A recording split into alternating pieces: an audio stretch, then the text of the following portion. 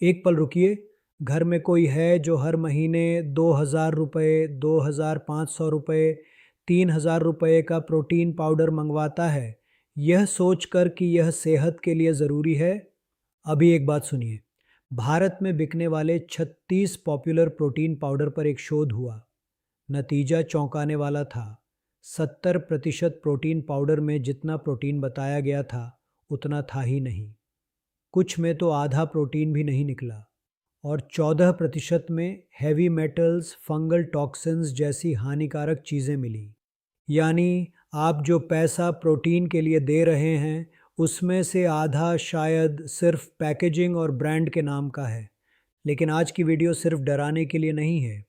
आज मैं आपको वो तरीका बताऊंगा जिससे आप घर की रसोई में बिना किसी मशीन के, बिना किसी महंगे इंग्रेडिएंट के एक ऐसा प्रोटीन पाउडर बना सकते हैं जो शुद्ध भी है, सस्ता भी और शरीर के लिए बिल्कुल अनुकूल भी। चलिए शुरू करते हैं। और आखिर में आपके पास पूरी रेसिपी होगी जिसे आप आज शाम ही बना सकते हैं। 60 की उम्र के बाद प्रोटीन की ज़रूरत क्यों बढ़ जाती है? जवाब है मांसपेशियाँ। 40 की उम्र के बाद शरीर हर साल थोड़ी मांसपेशी अपने आप कम करता जाता है। इसे सार्कोपीनिया कहा जाता है और यह प्रक्रिया 60 के बाद और तेज हो जाती है। इसीलिए पोषण विशेषज्ञ कहते हैं, उम्र बढ़ने के साथ प्रोटीन की ज़रूरत घटती नहीं बल्कि बढ़ती है। जबकि ज़्यादातर बुज़ुर्ग रोटी चावल दाल के भरोसे रहते हैं जिसमें प्रोटीन काफ़ी नहीं होता। अब समस्या ये है कि इस कमी को पूरा करने के लिए लोग बाज़ार के प्रोटीन पाउडर की तरफ भागते हैं। लेकिन वहाँ 3 दिक्कतें हैं। पहली, जैसा हमने बताया, लेबल पर लिखा प्रोटीन असल में उतना होता ही नहीं। दूसरी, बहुत से पाउडर में आर्टिफिशियल स्वीटनर और फ्लेवर भरे होते हैं जो पेट को सूट नहीं करते। तीसरी, कीमत। एक अच्छे वे प्रोटीन का 1 किलो का डिब्बा 2,000 रुपये से 3,000 रुपये तक जाता है हर महीने। तो आज मैं आपको पूरी रेसिपी दूंगा, घर की सिर्फ 5 चीज़ों से बनने वाला प्रोटीन पाउडर। कोई मशीन नहीं, कोई प्रिजर्वेटिव नहीं, सिर्फ भूनना और पीसना। अपनी रसोई में एक बार नज़र दौड़ाइए। सोयाबीन, मूंग दाल, चना, मूंगफली, ओट्स, यह सब शायद पहले से आपके डिब्बों में रखा है। सामग्री पूरा बैच बनाने के लिए: भुना सोयाबीन 200 ग्राम, भुनी मूंग दाल 200 ग्राम, भुना चना 200 ग्राम, भुनी मूंगफली 100 ग्राम, भुने ओट्स 100 ग्राम। अब जानते हैं हर सामग्री की खासियत, क्योंकि यह सिर्फ रेसिपी नहीं, विज्ञान भी है। सोयाबीन इस मिश्रण की जान है। 100 ग्राम भुने सोयाबीन में लगभग 40 से 43 ग्राम प्रोटीन होता है, बाकी सभी सामग्रियों से लगभग 2 गुना। और ख़ास बात, सोया में शरीर के लिए ज़रूरी सभी 9 एसेंशियल अमीनो एसिड्स मौजूद होते हैं। इसीलिए इसे कंप्लीट प्रोटीन कहा जाता है। मूंग दाल हल्की, आसानी से पचने वाली। कच्ची मूंग दाल में 100 ग्राम पर लगभग 24 ग्राम प्रोटीन होता है और यह बाकी दालों के मुकाबले सबसे हल्की पचती है। भुना चना, स्टेशन पर, चाय की दुकान पर बिकने वाला यह स्नैक असल में पावर हाउस है। 100 ग्राम में लगभग 19 से 20 ग्राम प्रोटीन, साथ में भरपूर फाइबर और कम ग्लाइसेमिक इंडेक्स, यानी डायबिटीज़ वालों के लिए भी अच्छा।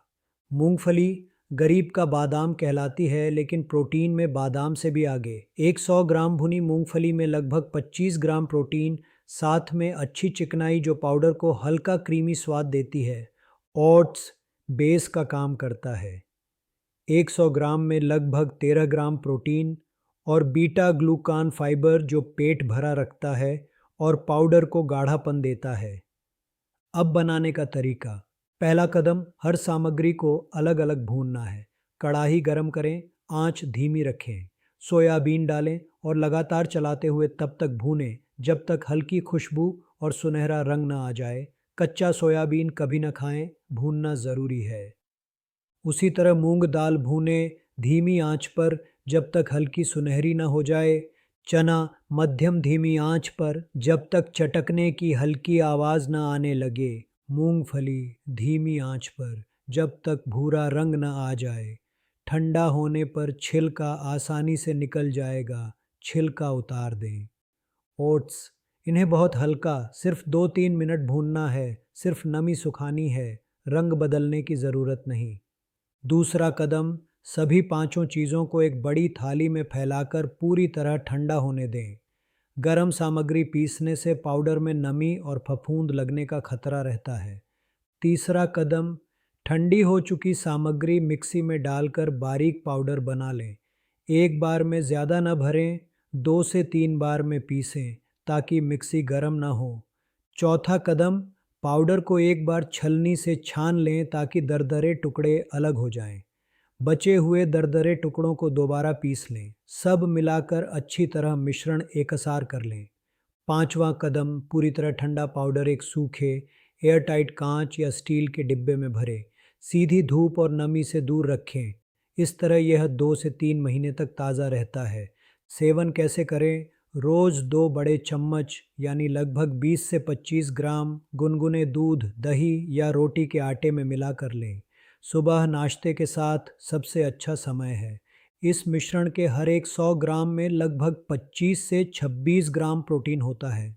बाजार के कई सस्ते प्रोटीन पाउडर से बेहतर, और लागत सिर्फ 150 रुपये से 200 रुपये प्रति किलो के आसपास, बाजार के 2000 से 3000 रुपये के मुकाबले। ज़रूरी सावधानी, अगर किडनी की कोई समस्या है, क्रिएटिनिन बढ़ा हुआ है या डायलिसिस पर हैं, तो प्रोटीन की मात्रा बढ़ाने से पहले डॉक्टर से ज़रूर सलाह लें। सोया और दालों में पोटेशियम भी होता है, जो कमज़ोर किडनी के लिए संभल कर लेना चाहिए। मूंगफली से एलर्जी हो तो उसे छोड़कर बाकी मात्रा थोड़ी बढ़ा लें। अभी तक आपके पास पूरी रेसिपी आ चुकी है, लेकिन इसे रोज़ के खाने में किन किन तरीक़ों से शामिल किया जाए, सिर्फ शेक में नहीं बल्कि चीले, लड्डू, हलवे में भी, यह पूरी लिस्ट हमारी ई बुक में है। 50 देसी प्रोटीन रेसिपी जो 60 के बाद मांसपेशियों को लोहे जैसी बना दें। लिंक डिस्क्रिप्शन में है। एक बात जो मैं हमेशा कहता हूँ, सेहत के लिए सबसे महंगी चीज़ हमेशा सबसे अच्छी नहीं होती। कई बार सबसे अच्छी चीज़ आपकी अपनी रसोई में, आपके अपने डिब्बों में पहले से रखी होती है।